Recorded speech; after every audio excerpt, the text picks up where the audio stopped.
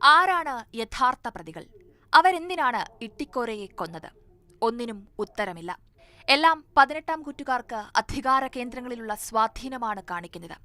പ്രഭാഷണം പൂർത്തിയാക്കാനാകാതെ മൊറിഗാമി അറസ്റ്റിലാകുന്നിടത്താണ് ഫ്രാൻസിസ് ഇട്ടിക്കോര അവസാനിച്ചത്.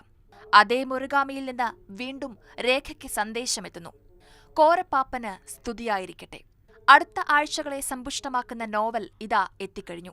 കഴിഞ്ഞ 16 വർഷങ്ങൾക്കുള്ളിൽ മനുഷ്യ ജീവിതത്തിൽ സംഭവിച്ച മാറ്റങ്ങളെ, ഹിംസയുടെ അതിഭീകരമായ ആഘോഷങ്ങളെ, മനുഷ്യത്വത്തിന് ഏൽക്കുന്ന പരിക്കുകളെ, അതിനെയൊക്കെ ഇട്ടിക്കോരയുടെ കഥകളിലൂടെ വായനക്കാരുടെ മുന്നിലേക്ക് വയ്ക്കാനുള്ള എളിയ ശ്രമമാണ് ഈ നോവൽ. മാതൃഭൂമി ആഴ്ചപ്പതിപ്പിൻ്റെ ഓരോ ലക്കവും മുടങ്ങാതെ വായിച്ചുകൊണ്ട് ഫ്രാൻസിസ് ഇട്ടിക്കോരയുടെ കഥകൾക്കായി നിങ്ങൾ കാത്തിരിക്കുമെന്ന് പ്രതീക്ഷിക്കുന്നു. നീതിയും അനീതിയും പുതിയ കാലവും പുതിയ ലോകക്രമവുമെല്ലാം മലയാളിയെ വീണ്ടും ഭ്രമിപ്പിക്കുകയായി.